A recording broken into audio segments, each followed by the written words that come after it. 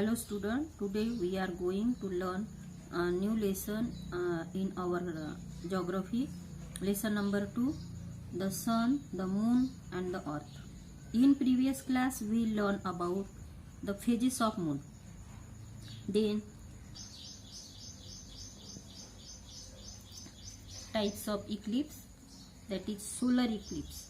In solar eclipse, total solar eclipse and partial solar eclipse. Now next we learn lunar eclipse. That are the types of lunar eclipse: total lunar eclipse and partial lunar eclipse. We are going to learn the characteristic of solar eclipse. Solar eclipse occur on new moon day, but not on every new moon day. पहा, solar Eclipse हे new moon डेला असतो, पण तो नेहमीच्या new moon डेला नसतो.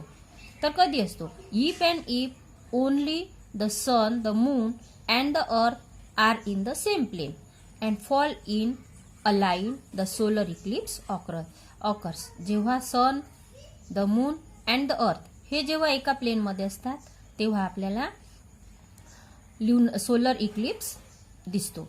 त्याचप्रमाणे त्याचं ड्युरेशन किती आहे? तर maximum duration of total solar Eclipse. Total solar Eclipse हे 7 मिनिट अँड 20 सेकंड साठी असतो. Means 440 second. हे होते characteristic of solar Eclipse. Now the characteristic of lunar eclipse. A lunar eclipse occur on a full moon day, but not on every full moon day. हे फुल moon डेला असते, पण प्रत्येक फुल moon डेला नसते. A lunar eclipse occurs in and only. कधी असते? The sun, the moon and the earth are in the same plane. जेव्हा हे एका प्लेन मध्ये असते, the sun, the earth and the moon and fall in one line.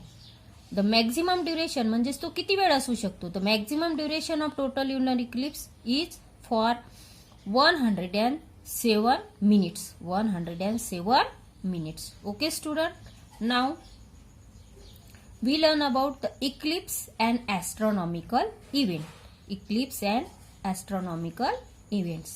A solar eclipse or lunar eclipse is just as astronomical event. हे just astronomical event आहे, means खगोलीय माहिती. There is nothing auspicious or inauspicious about this event. It is just a result of the sun. हे फक्त सन पासून मिळणारा आपल्याला दिसलेल्या त्यांच्या प्रतिमेचे रिपोर्ट आहे. The earth and the moon being in specific position. म्हणजे सन, अर्थ अँड मून हे वेगळ्या पोझिशन मध्ये येतात. There is a lot of curiosity about eclipse. आपल्याला खूप उत्सुकता असते हे इक्लिप्स पाहण्याची. Because and eclipse is not and regular occurrence. कारण हे आपल्याला नेहमी दिसत नाही. फॉर सायंटिस्ट, आता हे सायंटिस्टसाठी खूप मोठे वेगळे हे असते. For scientists working in field of astronomy, eclipse and particularly total or annular solar eclipse present great opportunity for study. म्हणजे सायंटिस्टला अभ्यास करण्यासाठी ही खूप मोठी अपॉर्च्युनिटी असते.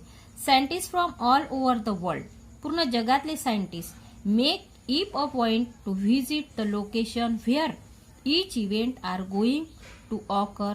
They carry out elaborate study of eclipse condition. Eclipse कंडिशनची माहिती त्यांना घेण्यासाठी ते सर्व सायंटिस्ट वर्ल्ड मधून एकत्र येतात.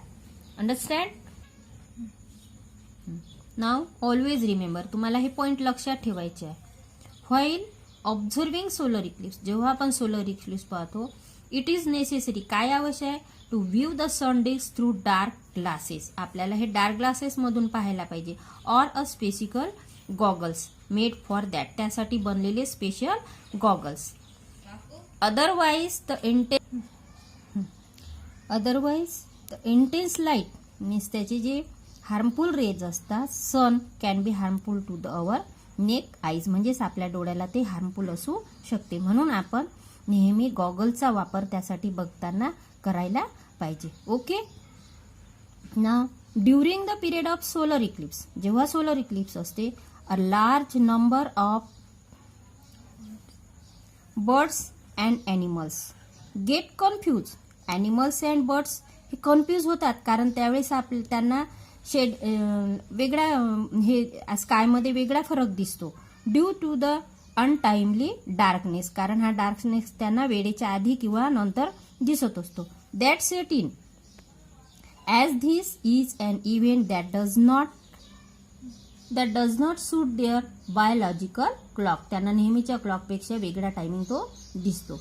There response to the event is also unusual, हा अनियमित असतो, आपण नेहमीप्रमाणे त्यांना वेगळा पाठवतो. Try to observe the response of birds and animals, हे तुम्ही इक्लिप्सच्या वेळेस तुम्ही ऑब्झर्व करू शकता at the time of such event, जेव्हा आपण इक्लिप्स पाहत असतो.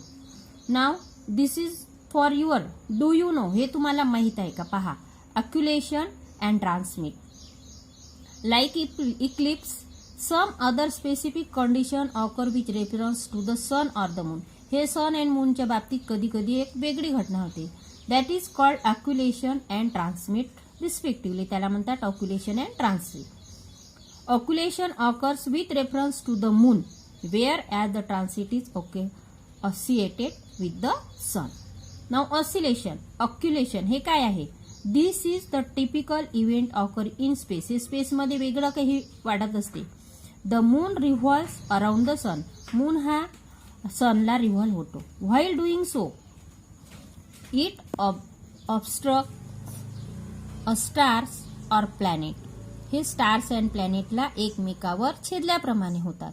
अँड दॅट सिलेशियल बॉडी, जे सिलेशियल बॉडीज असतात स्कायमध्ये, appears to hide behind the moon, हे मूनच्या मागे लपल्यासारखे होतात. This is called the occultation or the total solar eclipse is actual a kind of occultation. During this the sun disc get hidden completely because of the moon. Now transit. If an inner planet like Mercury or Venus come in between the line of the earth and air, जेव्हा सन and अर्थच्या मधात Venus किंवा mercury येतो तर transit occurs, अशा प्रकारे transit होते. At that time a small dot appears, म्हणजेच त्यावेळेस आपल्याला स्मॉल डॉट दिसतो. To move across the sun disc, sun पासून जाताना. Transit is a type of solar eclipse, त्याला म्हणतात सोलर इक्लिप्स प्रमाणे वाटते ते. ओके.